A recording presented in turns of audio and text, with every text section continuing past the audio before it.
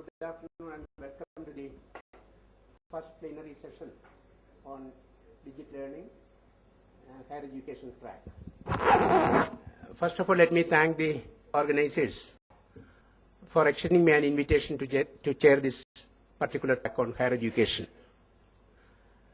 The theme of this plenary session is Envisioning e-learning on a global platform and Vision 2020, policies, strategies and relevance for achieving excellence.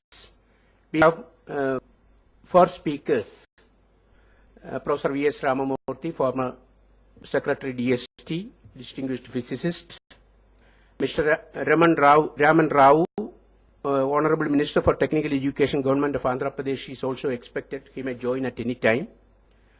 Mr. Terry Vasan, Country Manager, India Smart Technologies, and Mrs. Irina Ghosh, Director Education, Microsoft India. And also I see a large number of Vice Chancellors, distinguished educationists, ICT experts in the audience.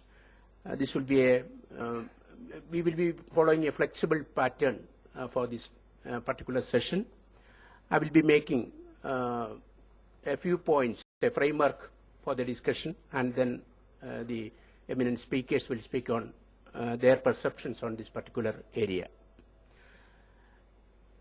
Of course, this is a track on higher education, but we cannot separate higher education from the spectrum of school education in a basic sense.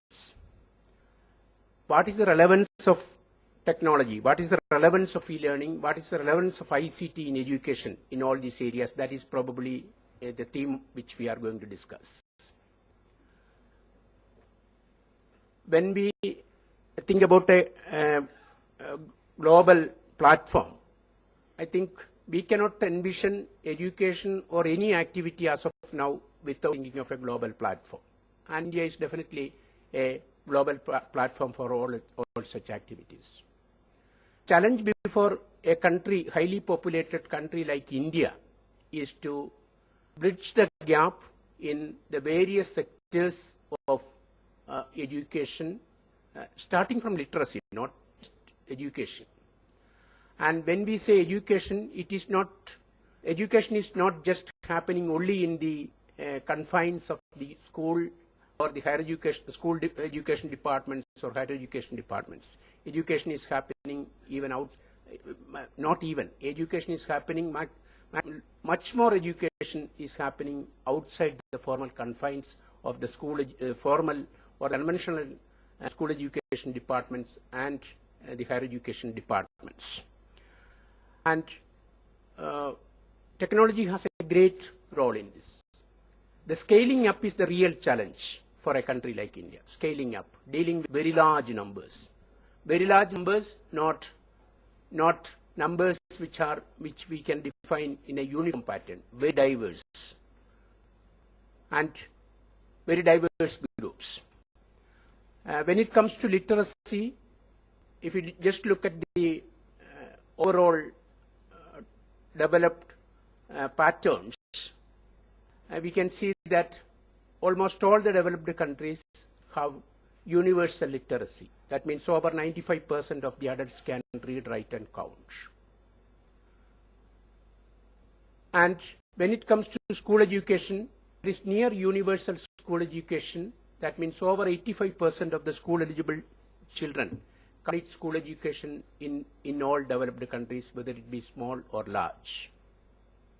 When it comes to higher education, we have a large number of universities across the world. India also have a large number of universities. The world average is that around 30 to 35% of the 18 to 23 age group get the opportunity of completing higher education. In developed countries, it is between 50 and 80%. 50 and 80% of the age group get the opportunity of post-school higher education. And these are the three educational parameters which we see in all developed countries. There is also another parameter which is related to, definitely to education, skill development. In all developed countries, over 85% of the workforce, they have some sort of a certification, whether it be a certificate, a diploma, or a degree, whatever it may be. Skills certification is there. And if we just look at India as an example, as a highly populated country, fastly developing population, there is no comparison other than with China. In these four parameters, literacy, school education, higher education, and skill development, where do we stand? Of course, we have achieved significantly, no doubt about it. But even now, according to the government standards, government statistics, even now 33-34% of our adults are illiterate, even now. And even, with the 67% also, what is the literacy they have? There is some question mark also. Anyway, then coming to school, the purpose of literacy, we know the importance of literacy. The very ability to read, write, and count. That gives an individual human security, which is the base of all other securities.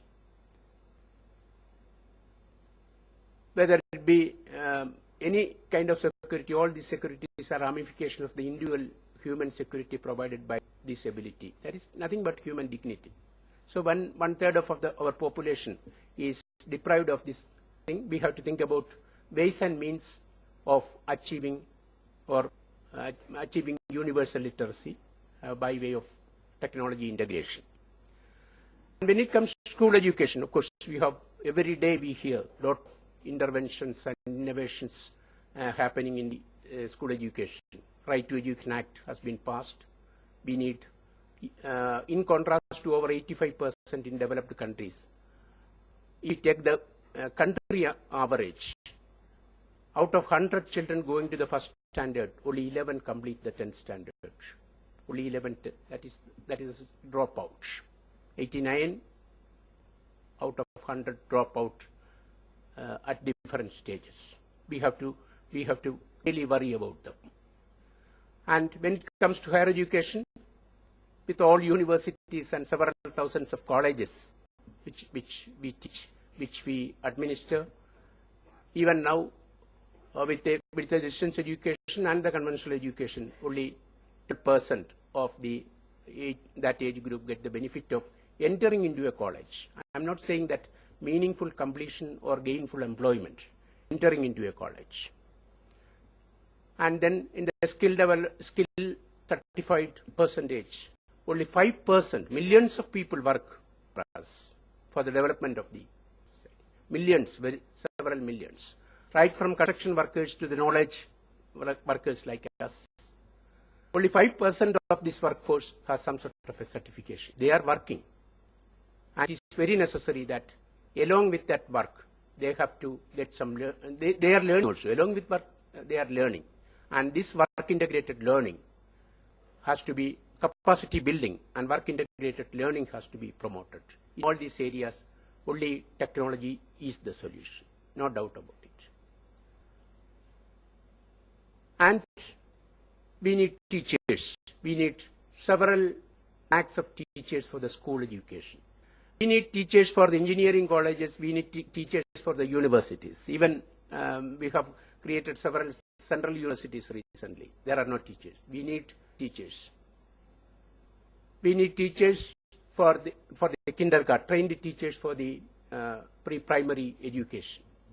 So training, retraining, and continuous capacity building of teachers is a real challenge. And this is not really happening. And whatever quality deficits which we see in the education system is because of this lack of training, retraining, and continuous capacity building of teachers. So